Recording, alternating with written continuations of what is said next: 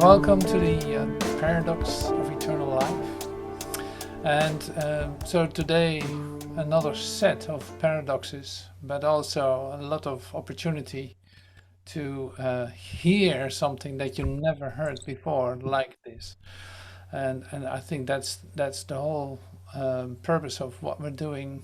It's an opportunity to hear what's being shared in a whole new way. So that's like sometimes it needs to come from an angle that you didn't see coming. Just to receive it, to be able to receive it, and then what is it? So it that you're going to receive is completely individual, up to you, but it has everything to do with awakening and with healing and with the recognition of the truth of who you are. That might be clear. That's yeah, why we come together. Not to keep endless classes in progress in which we keep repeating the same material. Now, to discover something new, something that is so exciting to discover in that sense. It's like it breaks something open. It dissolves something that appeared to be an obstacle a moment ago, or a new way of looking at it that is just an incredible joy to look at it that way. That is really the invitation. So in these classes, like especially in this one, I use the book of Master Teacher, The Paradox of Eternal Life. That's one thing. And the other is that Teilhard de Chardin is, I don't pronounce the name right, but is also one of the special guests here that comes back like almost every time that we meet in this paradox of eternal life, because his way of looking at the whole awakening is so unique and so recognizable even for a human being, so to speak. It really starts in humanhood and say extends beyond all of it. And that is very interesting. So one thing that the paleontologist Teilhard is sharing with us, he was literally a researcher and a pastor, but he was a researcher, and he researched like what on earth is going on. It's like, how do we need to place all this matter into a whole new perspective that we never have seen before. And it was literally revealed to him how that could be, how that looks, and how that can be named. So he is you could say like the developer of many new terms that we use. And then you say like, okay, yeah, so there's more words now, even more ways of expression to give name to something that isn't real in the first place, like it's temporary. But that's all right. That's all right. So it transcends beyond when you hear it. You will see that in the contemplation that we do.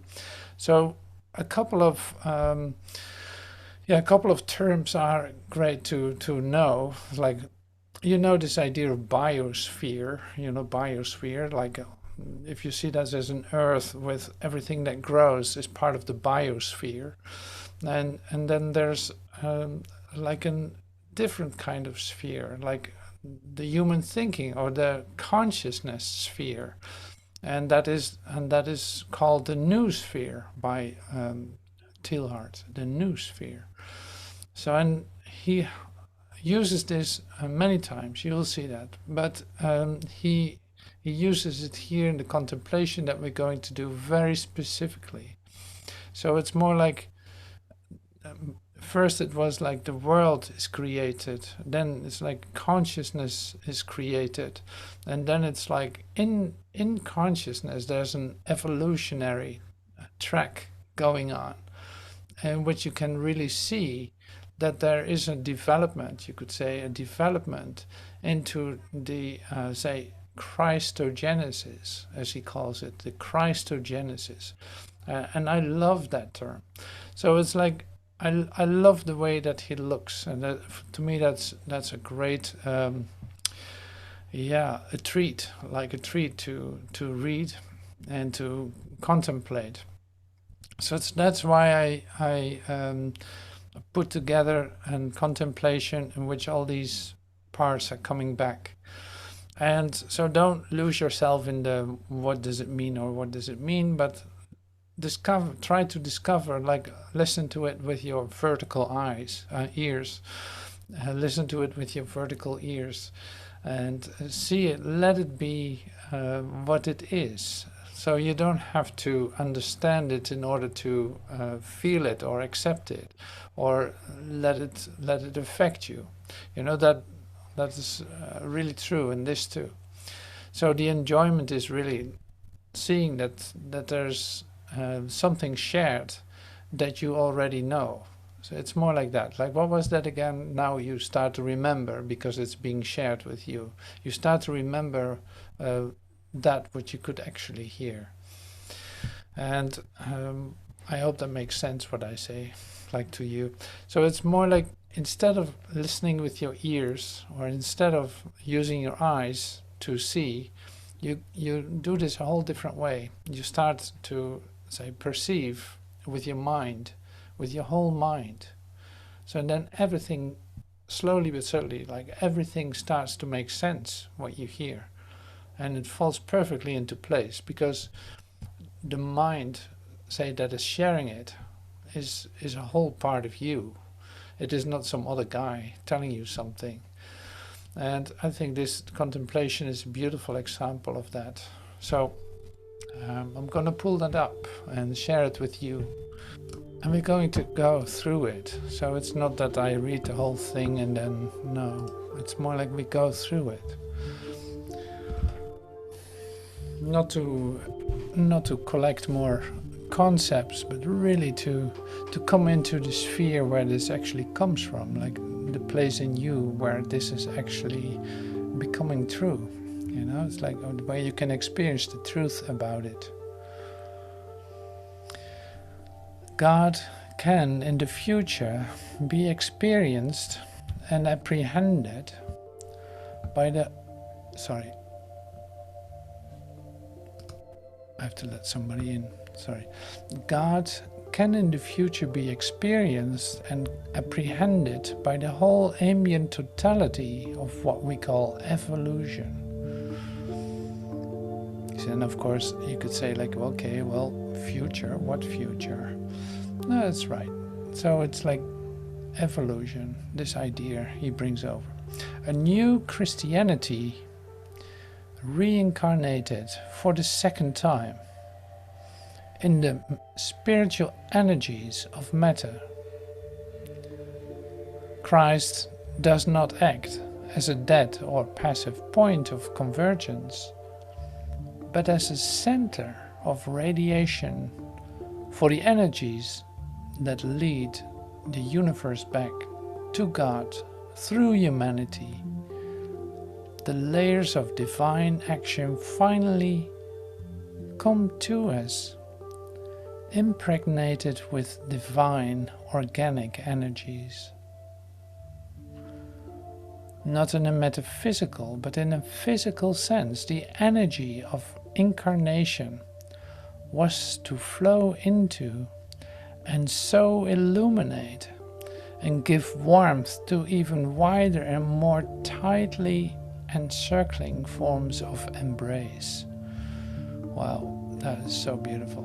Look at that. So Christ, the third part, Christ does not act as a dead or passive point of convergence like it did in the old Christianity, but as a center of radiation for the energies that lead the universe back to God through humanity. The layers of the divine action finally come to us, impregnated with divine organic energies. Like that's almost like a description of resurrection. Not in a metaphysical, but in a physical sense. The energy of incarnation was to flow into and so illuminate and give warmth to even wider and more tightly encircling forms of embrace. Wow, that's so great. I love that. I love that. Starting from an evolutive omega, like the beginning and the end, alpha and the omega, starting from an evolutive omega at which we assume Christ to stand, like I am the alpha and the omega, not only does it become possible to conceive Christ as radiating physically over the terrifying totality of things, but what is more, that radiation must inevitably work up to a maximum of penetrative and activating power. The cosmic Christ energy becomes cosmically possible. To sum up, cosmogenesis reveals itself along the line of its main axis, first as biogenesis, and then new genesis, like the development of the consciousness, and finally culminates in Christogenesis. Repeat it once more. The cosmic Christ becomes cosmically possible. To sum up, cosmogenesis reveals itself along the line of its main axis, first as biogenesis, then as new genesis, and finally culminates in Christogenesis.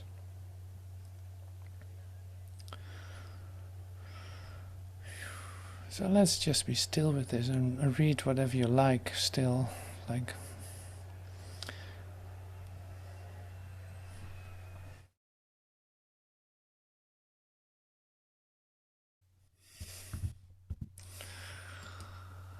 See, suddenly this starts to make so much sense. It's unbelievable.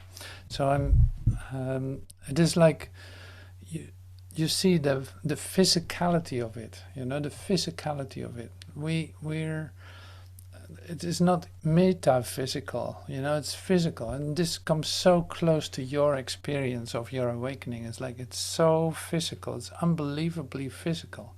But it's not only that. So it's like it's an increase of an embrace in warmth and more radiation, more illumination. Like there's light and love being bombarded at you in this awakening process, and it's actually a physical process of resurrection, of extension. But that makes so much sense when I read it. It's like the however you call this, it starts with your physical experience. See, I don't know what a metaphysical experience is, in fact. It's like, no, this works directly right here, in this physicality. This is where a change occurs. This is where something is being turned around, and suddenly I find myself in an experience of light. So I don't know what that is. It's like, I don't know how that works. I cannot explain it, but I can definitely experience it. And the whole idea of an increased embrace, like a total penetration and say literally inundating of the light and love that comes into your consciousness as a recognition that already is there at the same time. So there is a paradox right there. It's like it is already in your consciousness, but through this physicality, through all these changes that are occurring, through say opening up for this light that is not of this world whatsoever, you go through and almost like as an say a channel or as an instrument. You're literally going to have a totally different experience of yourself, in which you expand as and through the radiation of your Christ in you, of the Christ in your consciousness. There's a bit of what Teilhard says, but it's a beautiful way. I think it's a beautiful way to express it that way. and it comes so close to my experience with it, and hopefully yours too. So it's like there's a real opportunity to consider this one more time, to read it over, and to give it some time to settle in, because it's huge. You know, he writes this after his illumination, after his receiving so many revelations and all this. So he comes to this. This is literally given him to share, and this is really his way of looking at it all, and disappearing in that all. So that's what I think is like, if you hear what he says, you disappear into what he says. You literally say become one with that light that he described, but almost like he puts it in your lap as a whole idea. So by your acceptance, you disappear into the beauty and the splendor of that. So I had to share it with you. And so there's more, of course. There's more, even though it is total. See, we cannot avoid using paradoxes. Like I say, there's more, and while we're actually referring to totality, which is all inclusive. See, this is how difficult it is to use words in the matter and beyond the matter.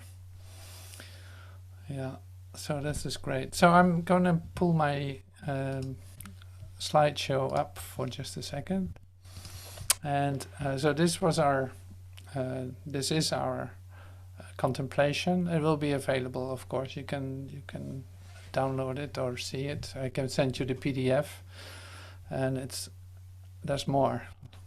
You watch this. So we got it. Don't look. Yeah. Oh yeah. So here, the perfection paradox. That's a bit of the theme, if you want, for today. The perfection paradox. So I start with questions.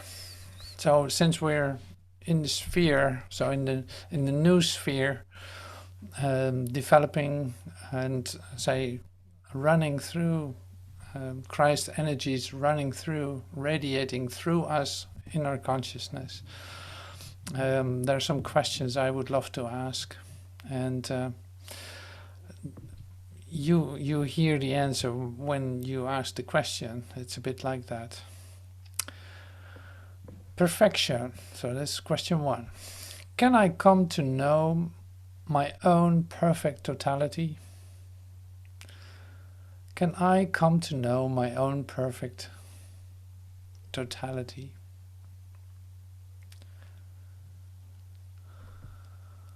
And this is a deeper question than you can possibly imagine.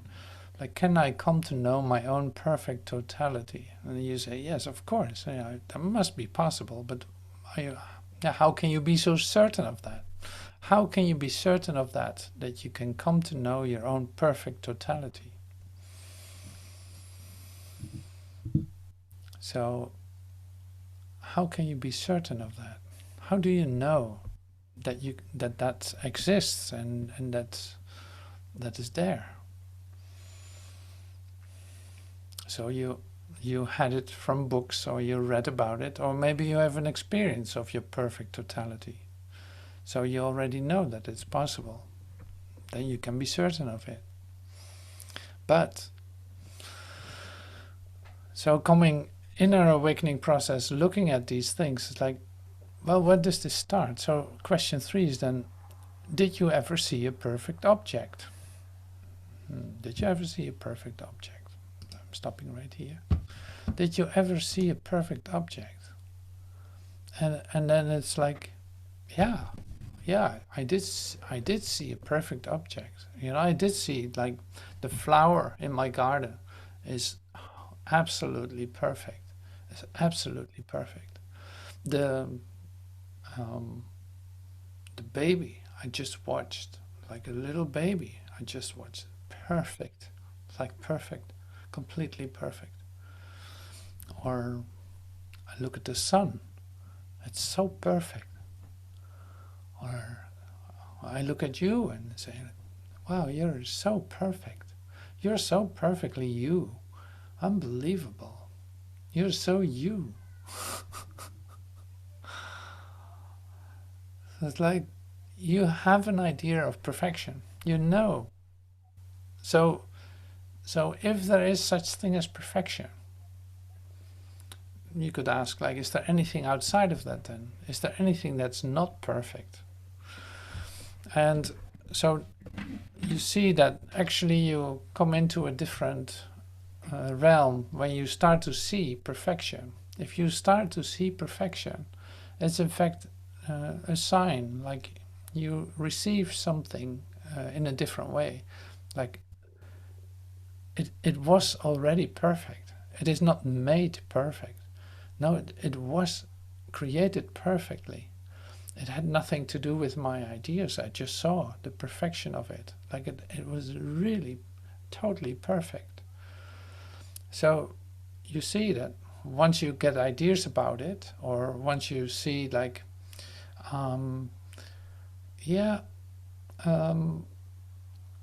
it might be perfect. If you start to consider it, for instance, if you start to consider it, then you have a problem, because then you don't see it anymore. You start to compare it, and you miss it. You miss what it actually is. You know. So this is a part of it. So what I mean to say is, like, something that is created perfectly by God has to be perfect.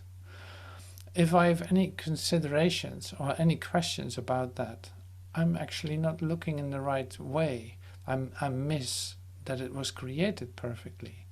So that means I put my own ideas on top of it.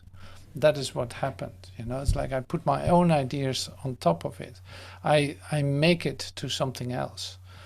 And that's where you could say, like, my problem is, as a human being, I have a problem because I have ideas about this and that. And suddenly I can't see how perfect it is.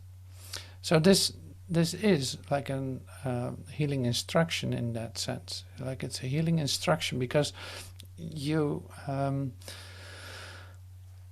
in your healing moment, in your recognition of the perfection of it all, healing takes place.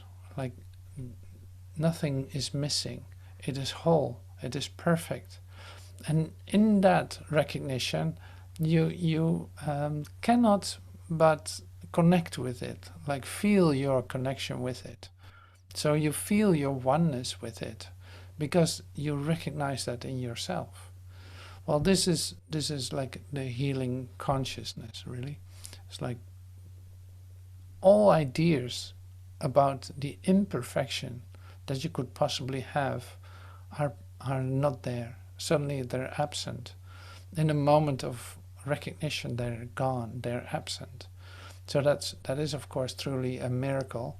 It's like that is where the healing takes place, where there's a holy instant or a holy moment. Suddenly you shift into a vertical perception of wholeness, out of a body awareness, but coming into an awareness of totality, say of the Christosphere. So I love to use these terms today, so I will. Christosphere, I love that. It's like it's a Christosphere. In that all is perfect, because you realize that I am, as I was created, I am perfect. Like, I'm whole and perfect as I was created. There's nothing not whole and perfect about it. All right, so that was a bit of a warming up now, these questions. So we continue to the perfection then. Here in Matthew, Jesus says, "Consider the lilies of the field, how they grow. They toil not, neither do they spin," like they don't make their own clothes. "And yet I say unto you that even Solomon in all his glory was not arrayed like one of these. Consider the lilies of the field, how they grow. They toil not, neither do they spin.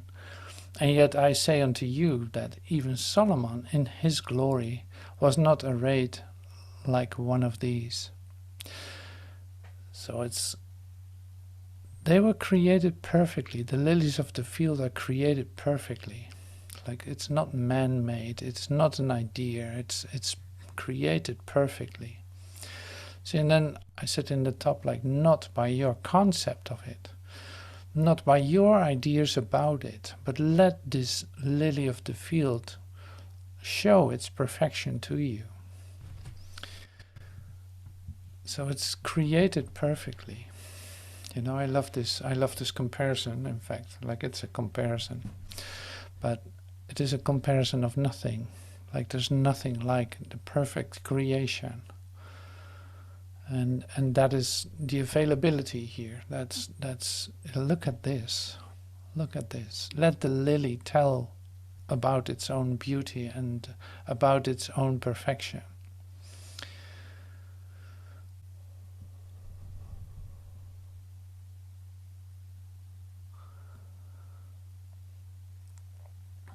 And you can consider yourself a lily too, of course. Like, consider yourself. You in all your glory are arrayed like one of the lilies in the field.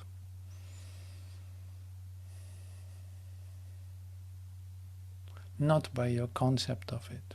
No, you were created perfectly.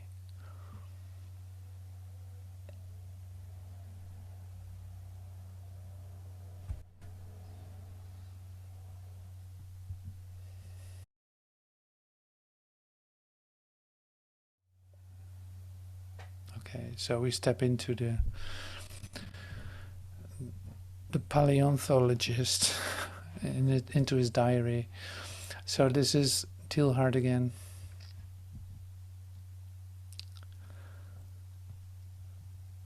Evolution, Homo illumina. Actually, this is not by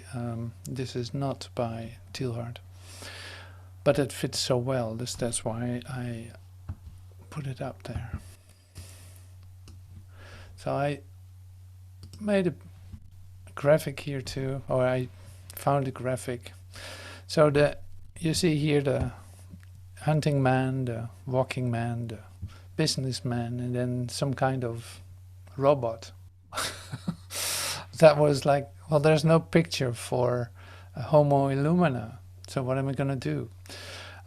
Make a lamp of it, or okay, I'm not ready yet. I think that's a great assignment for another class, but so I didn't want to spill that. So here we are, evolution, Homo illumina. What is more certain? Oh, yeah, what is more certain than your return to your original oneness with God? You are in the evolution from Homo sapiens to Homo illumina, right? You can see yourself like that.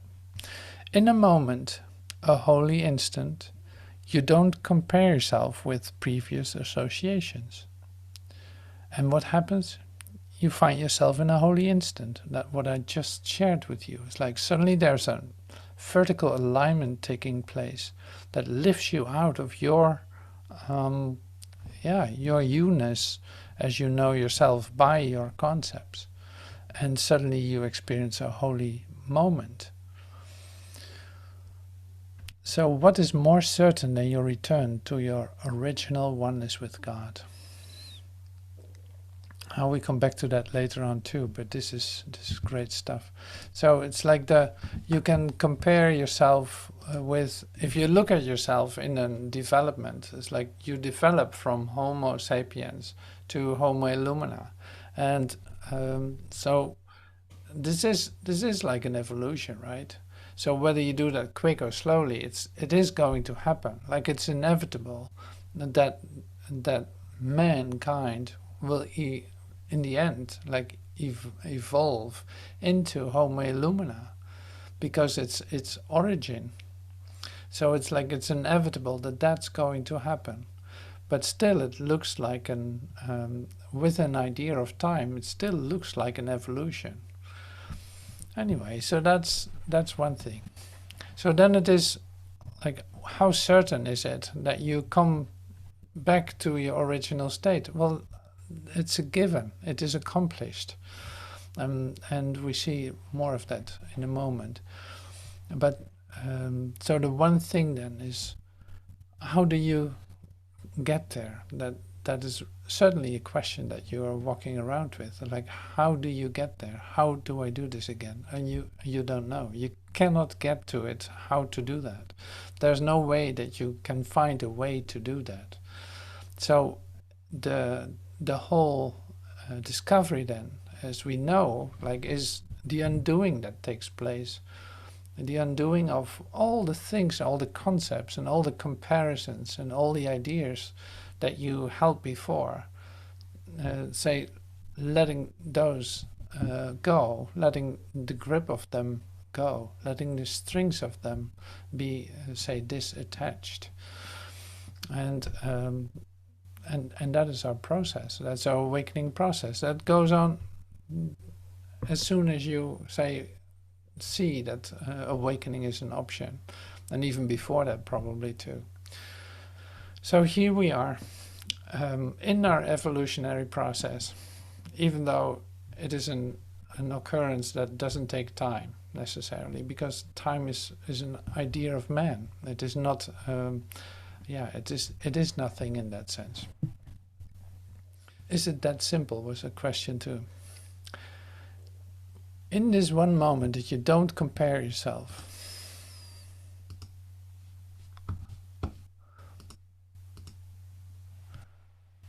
so in this moment that you don't compare yourself, in this one moment that you are calm enough, that you decide, yes, I let go. For now, I don't know how to do this. For now, I'm, in fact, like totally uncertain about everything. I have no idea what the outcome will be of what I'm doing. I have no idea what is going on. In that uncertainty, suddenly something starts to happen. Like suddenly there's space in your mind for a new experience of yourself. Like, and then here's your holy instant. Here's your moment of communion with God, your communication. And then it's like, when you experience it, it is like, is it that simple? I can't believe it. I thought it was so difficult. Like, I thought I had to do a lot for it. And it is not that way. It's not that way.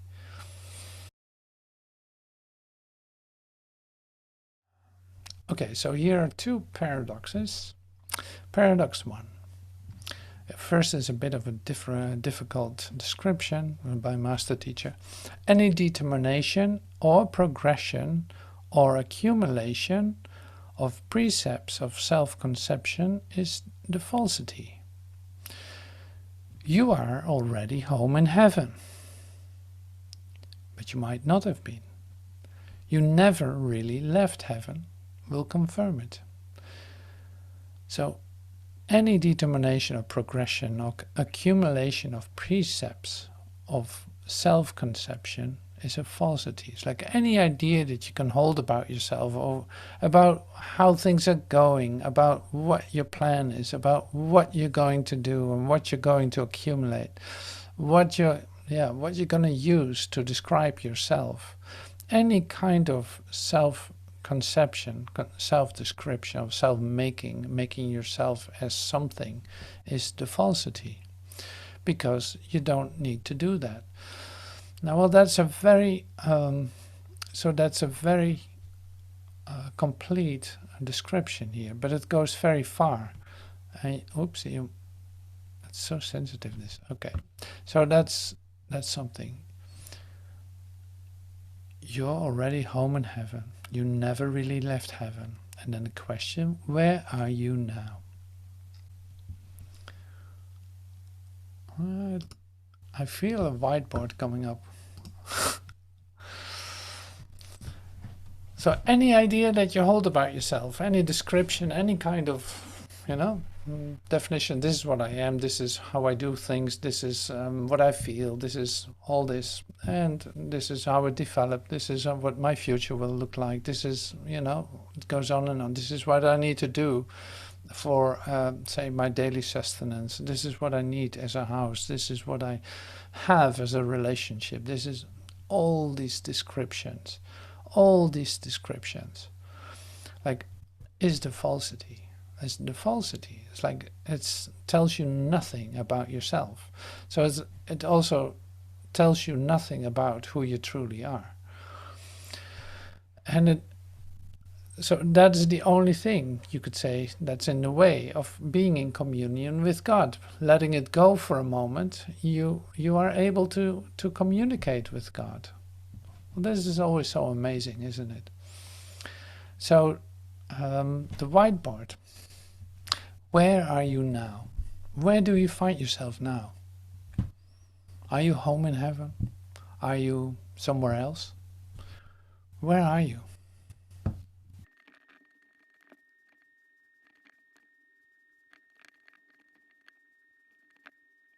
Nice.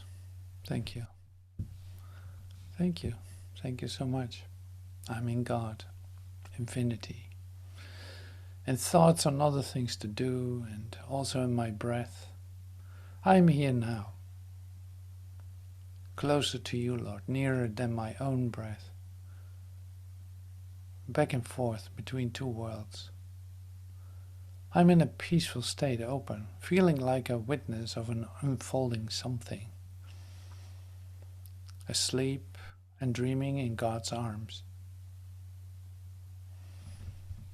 Thank you. All right, I'm closing the whiteboard. Thank you so much. See, that's the great thing. So where are you now? Where are you now? Where are you now? Wow. See, even though you might have a physical appearance, it seems that you can have one at the same time, while your consciousness is something somewhere else. Isn't that so? It's like, oh, it's just an idea. This is just an idea. I don't even think it's me, because if I look at pictures, I change all the time. I don't think this is me at all. So this me that I started to discover and that I experience from deep within is like nothing. It's everything. Like this appearance is nothing like it. Like there's no comparison to be made, really.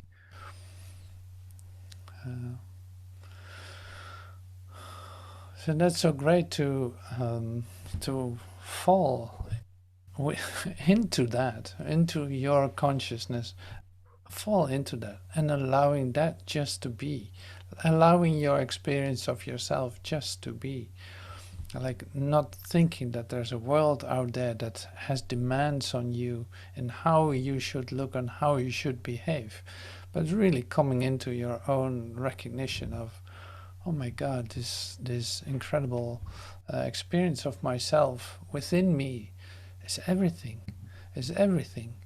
It will give me what I need. Like it, yeah, that of course, it is, say, literally inspiring me in every moment.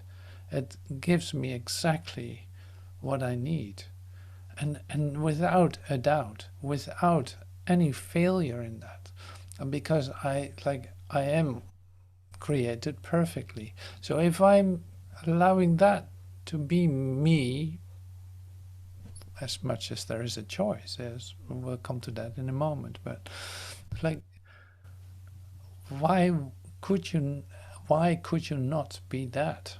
It is that simple. It is that simple. Why not be total? Why not be whole? Why not be illumined? Illumined from within, like all the light shining through you, allowing you to see the beauty in all things, loving everything, everyone as one. What is wrong with that? What is wrong with that? Nothing. Absolutely nothing. Can anything compete with that. No, everything starts to, lose attraction or lose color and lose all of it because it was nothing in the first place. So it dissolves as you allow this from within to be in every moment of the day, in every step that you take, in every move that you make, in every breath that you take. It's like, this is my inspiration. I'm literally inspired. Literally, I'm breathing that in on a moment by moment basis. Nothing stops me from doing that. There's no force outside myself that can do that. Like, no, of course not. There's no opposition to truth. There's no opposition to perfection. There's no opposition to totality. Oh, that's so great. Oh, that's so great. It's so wonderful.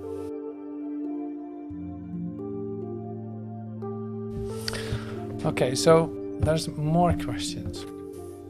And not that we want to stir up too many questions, but it's fun to take a look at it. So here's the thing I already shared too, but anyway, so it comes back. Paradox 2. I shared them very specifically. As a man thinketh, so does he perceive. Like, what you think is what you will perceive. That's inevitable, right? I can say more about that in a moment, but that's like, if I see my perception as the projection of my thoughts, then here it is. So forgiveness is only necessary because you believe that sin, that is separation of God, is possible and that there's a choice in the matter. Forgiveness is only necessary because you believe that sin, and that is separation of God, is possible and that there is a choice in the matter. And this determines a lot of what you are doing.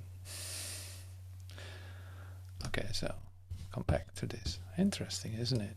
Like, oh yeah, wait a minute. So we're talking about forgiving. Forgiving, it's so great to forgive, to forgive each other, to forgive, to continuously forgive 70 times 7 or however many times you want to do it. And here it says then, well, it's actually a paradox too. It's like, forgiveness is only necessary if you think there can be something like sin or separation from God. Think that something can occur that is not right. And so don't get confused about that. Like, if you think you did something that's not right, then you can't negate it in the sense of, okay, well, it's nothing because there's no separation from God. And you go attack another time. That's not how this works. So it's like, it's all based on realization. It's all based on your experience of the truth of who you are. It's like, it all brings you back to the Christosphere. And this is good to realize. Otherwise, you don't understand what it means, and you don't know how actually to look at this. So you see that we have these temporary devices, you could say. If I live in an idea of myself that there is a separation from God, that's even an option, that's a possibility, then forgiveness comes along sooner or later, because you're going to do something in your separation from God that appears to hurt others, or the other vice versa. It's like that some other will hurt you, because there's suddenly two parties. There's suddenly separation, fragmentation, like literally everything fragments into parts. there's somebody out there that's doing it. And there's a country out there that's bombing this country. There's suddenly, one of my family members that is deceased, like is died, and there's this going on, that going on, and somebody's murdered, and this, all that. You can know this story, but it's like, see, all this is just confirming an idea that's actually not true. There's no such thing as separation from God. So all these devices that we use, you have to say, work with them consciously.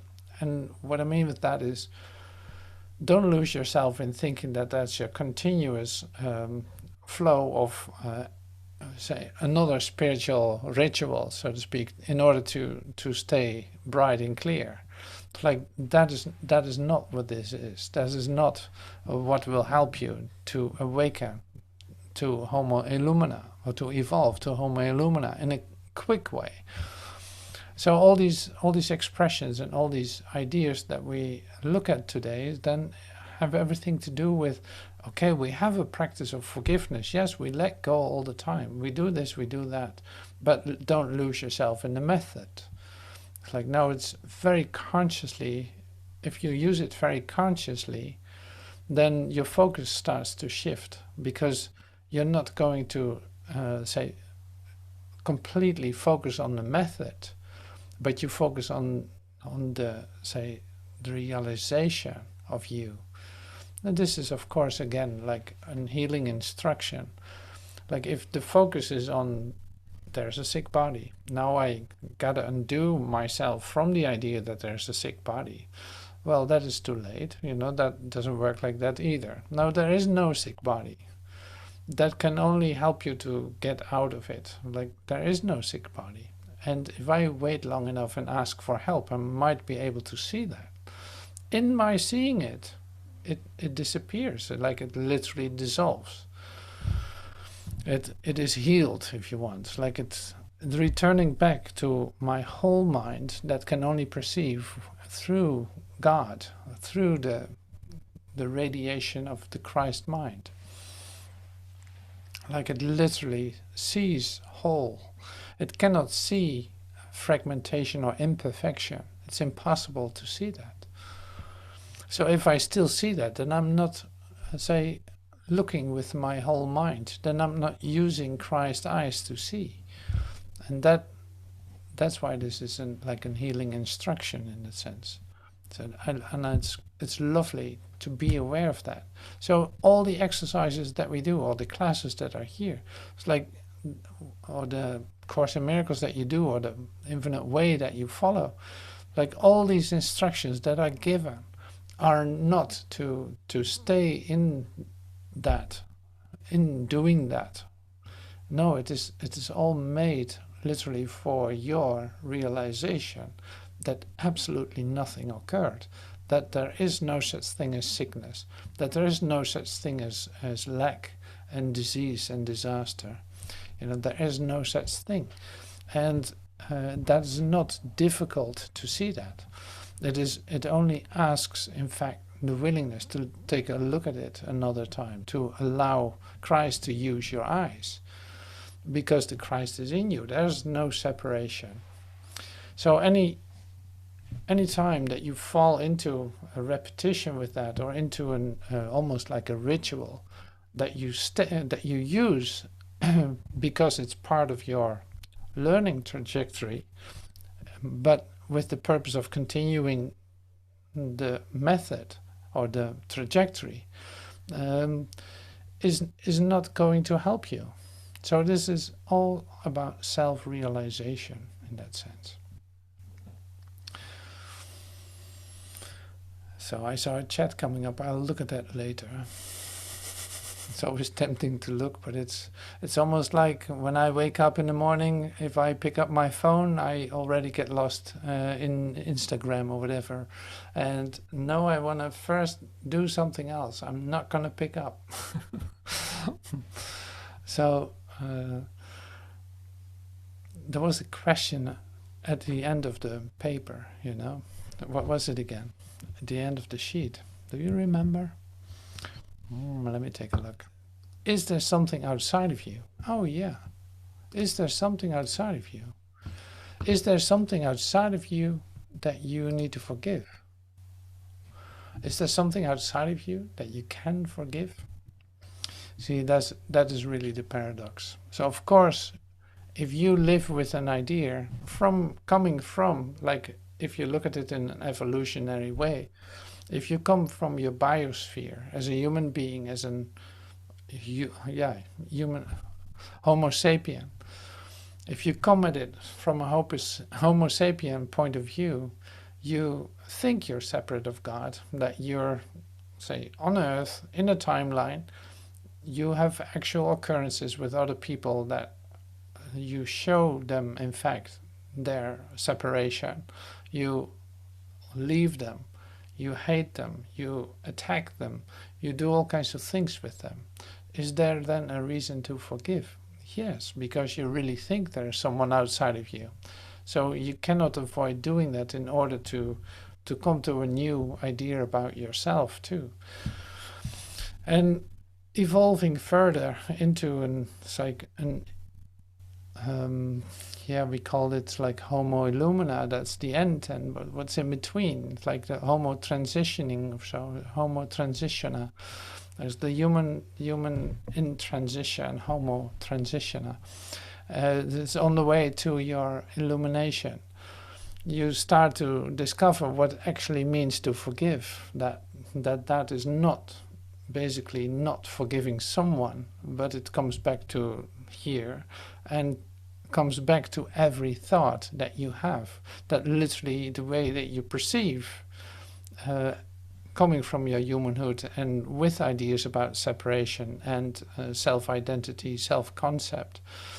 You see that these thoughts, as long as you use your human frame of reference, your cloud of human thoughts, you need in your practice to ask for forgiveness or to ask for help, not to use this. Like you cannot avoid looking at things, the first thing that your mind does is judging and comparing and analyzing what's going on and having an idea about it that has nothing to do with truth. But these ideas are circling through your mind. It's inevitable. It is connected to perception. So don't think that you don't do that. You do that. Like you do that with your eyes. But when you come into the recognition of that and you start to forgive yourself from that, like to actually perceive like that, then you see that there's a different way to deal with it. You still have these thoughts come up, but you're not going to do anything with it. You're not going to engage in it, but also you're not going to use it against your brother. You're not going to use it to attack. No, you just leave it for what it is. So this is really what forgiveness is then in your transitioning state. It's like you continuously forgive. You see something and before you know it, you formulate an idea about it, you let it go. You don't do anything with it. This is where big progress is made. I recognize it like today. I come back from a store. I bicycle through my Holland. I bicycle through my Holland, and then continuously, you see ideas popping up in your mind. Push, push, push. This idea, that idea. Oh my God, they work so slow. They do. See, this chatterbox is just doing what it's doing. Now I can pay attention to it and really make the idea real and saying like, wow, this is so amazing what happened. I saw this and I saw that and all of this stuff. But it's not going to tell me anything that's going to be helpful for anyone. So recognizing that in fact there is nobody outside of me. Coming back to the new sphere that I have found, my Christ sphere that I have found inside myself, I recognize that there is nothing outside of me, but that I can have an all-inclusive perception where I'm not going to use my previous ideas about myself and so-called others to activate that and value it and bring it into life again. I'm not going to do that, but I stay in my Christosphere by the activity of letting it go. So it's like a continuous idea of forgiveness. Or you could say letting go, letting go, letting go, letting go, and asking for help, because it is amazing how your human mind, your human cloud is so easily activated. So here we go in the practice of that forgiveness. I love that. So seeing that these thoughts, when you don't activate them, disappear more to the back of your mind, you also see that something else is coming forward, like a feeling that the fact that you did let go of that is giving space to a possibility for joy, for happiness, for no reason. It just boils up, like for inspiration. It just boils up. There's no roller coastering through your day in that sense. It's like it is given, continuously letting go. Here's my fountain, here's my water, here's my wine, here's my bread, here's my meat. It's like the world does not know about this. No, because it's completely, say, a product of the thinking that these ideas mean something. But here, in my Christosphere, I can give this away. I can share it. I can radiate throughout the universe. I can radiate my joy and my happiness everywhere I go. Not that there's something outside of me. No, it's like literally including all of this in and seeing it all as part of me, but now as an extension of the love that created me. So that is wonderful. That's so great. Thank you for listening to that and allowing me to share this with you. That's really great. So here I have this beautiful flower from the garden, from the backyard, and let me see. Choice. Can you choose to be separate from God? Is that actually a choice? Like, can you actually be separate from God? Well, in your dreams, yes. In your sleep, yes. But can you really? Like, no, of course not. God is everything that is. In your need to forgive, you justify the possibility of choice. So this is really true too. It's like in your need to forgive, you justify the possibility of choice. You're actually thinking that there's another option, thinking that there's another thing happening that needs to be forgiven, that needs to be, say, put back to wholeness, as if that can be a real occurrence. Well, you just said, no, there's no separation from God. God is everything that is. See, all choices will only be to verify the separation or to sustain the single problem.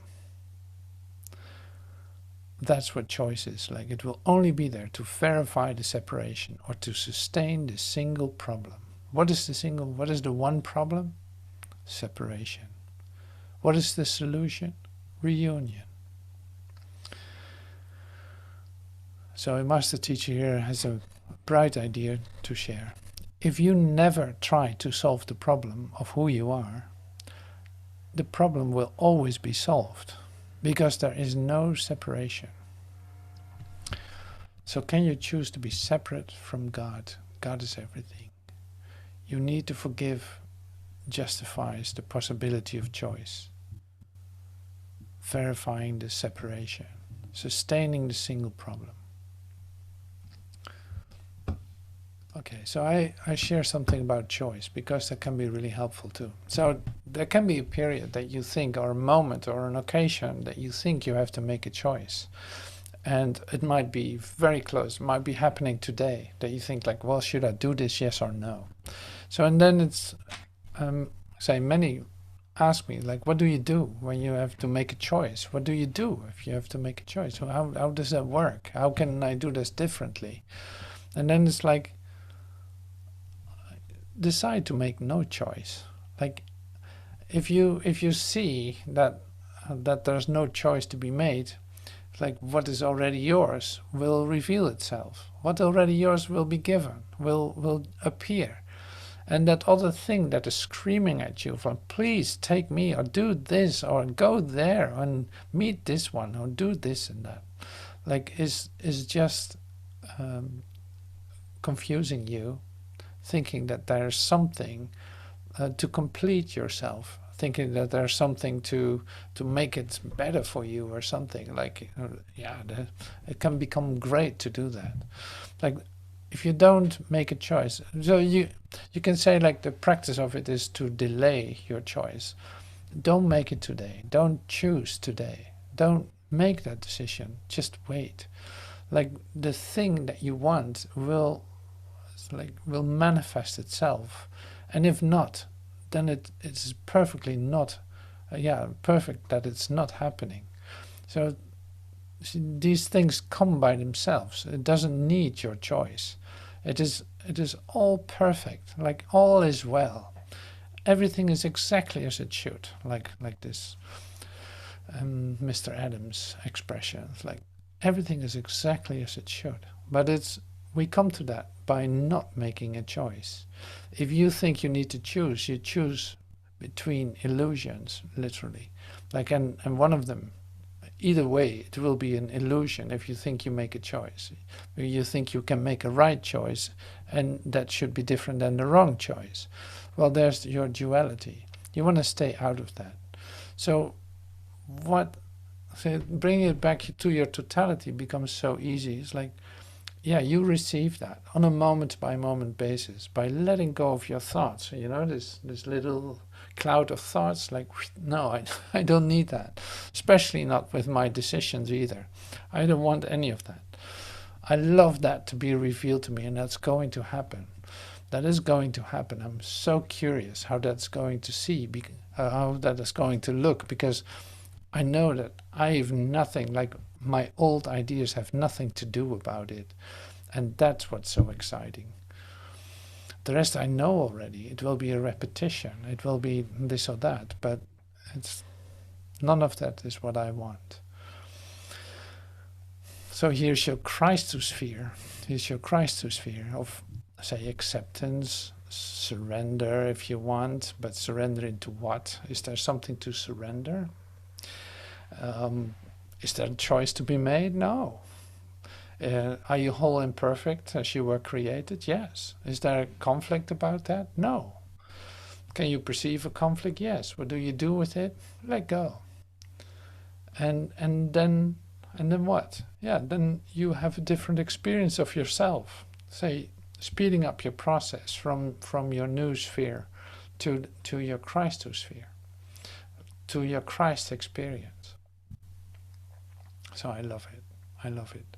So as an like dessert, almost like a dessert, I want to read this one more time because of my incredible joy to have this as my dessert.